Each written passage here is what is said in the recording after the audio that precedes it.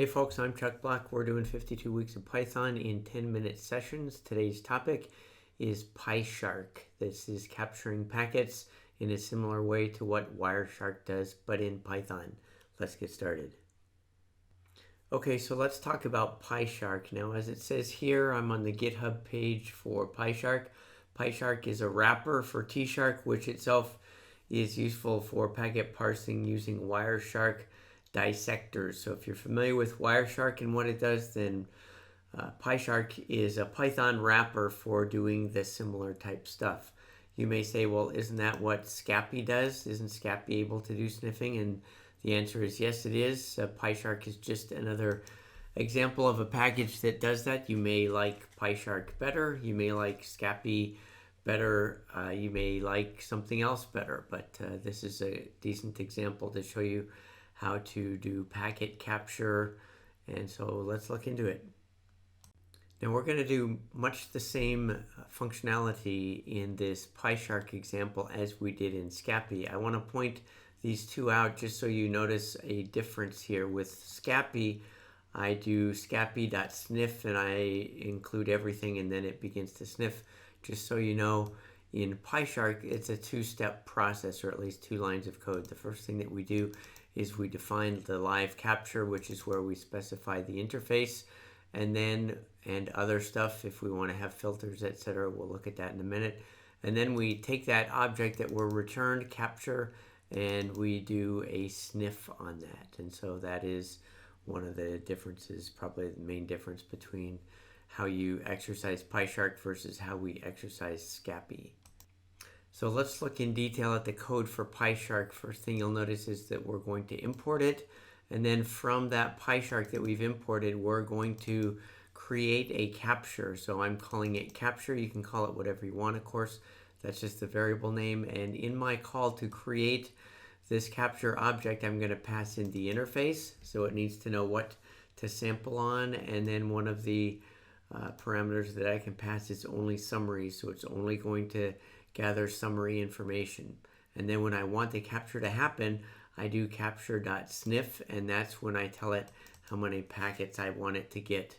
And once I have that, I can go through this capture object where the information is stored, and I can go packet by packet and call print packet summary, which is what I've created right here, that just prints things out up to 120 characters. So that is one of the most basic ones. This one down here is I'm doing DNS. When I set everything up, this part is the same, this part is the same, but I'm setting up this thing called a BPF filter. You can look up what BPF filter means. It's Googleable. It's basically one of the formats for providing filter information. You provide the protocol and then the port, and it will do what you ask. You can also have other keywords to ask it to do stuff, so you can play around with that if you want.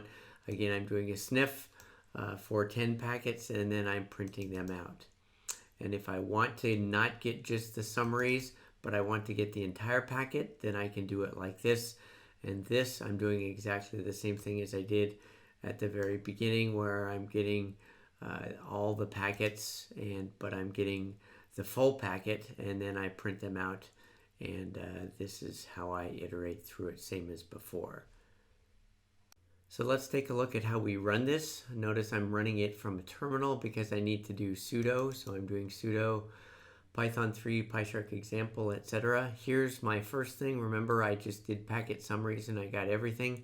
So these are the packets that I received. You can probably figure out that this is the IP, source and destination address, the protocol, ports, etc. That's all in there. The second thing that I did was I only looked for DNS packets. So here is the result of this, and you can see it's printed handily that it's a DNS packet. So it's easy to see that. Now remember, I'm terminating it at 120 characters so that it will print nicely. So this is what that looks like. The third thing I did was I captured and printed complete packets, and that's what this is. You can see here are my packets. Here's the first packet. It shows me the Ethernet information, which is quite useful. The IP information, again, TCP information for what it got. You can see this is TCP port 443 that it captured, and all of this other information, TLS information as well. Here's another packet, and as we come through here again, this HTTPS port 443 TCP packet, etc. And you can see we captured a bunch of them, and this is the list of all of those packets. Some useful data in there, I'm sure you'll agree. Now in these situations, we did our capture and our program waited until it had completed whatever we requested.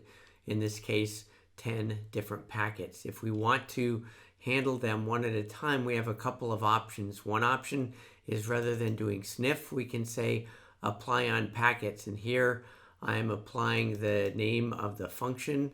I'm providing the name of the function that is to be called. And this function print packet summary is what I have right here. All I'm doing is printing it out, but this will apply this function on the packets as they arrive. An alternate way of doing this is to, instead of doing capture.sniff, we do capture.sniff continuously. And the way that we use this in this situation is we have a for loop, and the for loop allows me, as every packet comes in, then I can do whatever I want. In my situation, I'm just printing it out. So here I've run the example again, and you're going to see these packets coming in one at a time and getting printed out as they come in. Now the last piece of code I want to demonstrate or show you is this piece right here, which is where basically we're going to allow the user to enter their own BPF filter, and we will take that BPF filter and we will use it in our Pyshark live capture, and we're going to print out the packets as they arrive. So basically this is a while true loop. If the filter is non-existent, meaning I just hit return, then we're going to break and exit. Otherwise we're going to set up a capture, and the capture is going to include the BPF filter that was typed in, and then we will do this capture.apply on packets and print those out. So let's see it in action.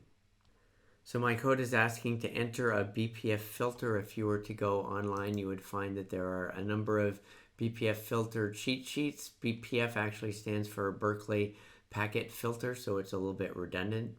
BPF filter is Berkeley Packet Filter, but be that as it may, there's a number of sites that have some decent ones that you can try, dealing with the destination, sort, etc., protocols, IP protocols, etc. So all of these things can be useful, and what I'm going to do is I'm going to try typing in one, TCP port 443, and now it's going to capture port 443 packets, and so you can see that it did it until it got to be 10. I can do the same thing. I try to do the up key every time. TCP port 80 would be another thing that I could do. And this would be more HTTP stuff. I'm not sure I even have any HTTP stuff here that I can cause it to generate. I guess I've gotten some here. So anyway, you get the general idea. This is what you can do with this code. Type it all in and it will magically present to you the packets that match. Okay, let's review what we learned. We're talking about Pyshark, which is basically a wrapper for T-Shark, which is basically doing Wireshark type functionality. That is packet sniffing. The way that you do it is similar to what we did for Scapy. In fact, I'm doing many things similar to what we did with Scapy, but it's a little bit different. It requires two lines. The first line, we set up the live capture and we get the capture object, and then we do sniff, and that will sniff until this criteria is met, which in our case is a packet count, and we print them out. We can do only summaries, as you've seen. We can also add our BPF filter.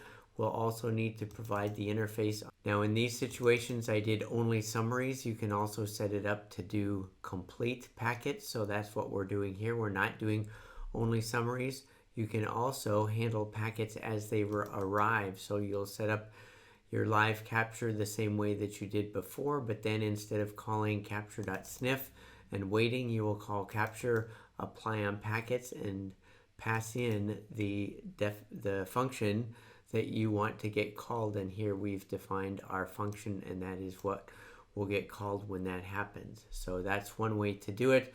Another way to do that similar thing is to do a sniff continuously rather than sniff.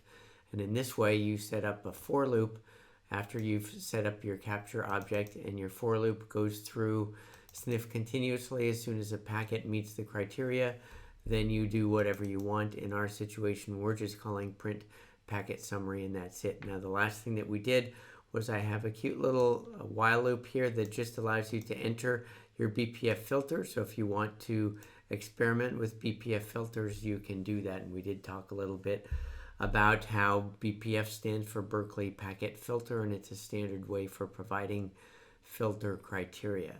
Okay, that's it. Hopefully it made sense. If not, let me know. And as always, thanks for listening.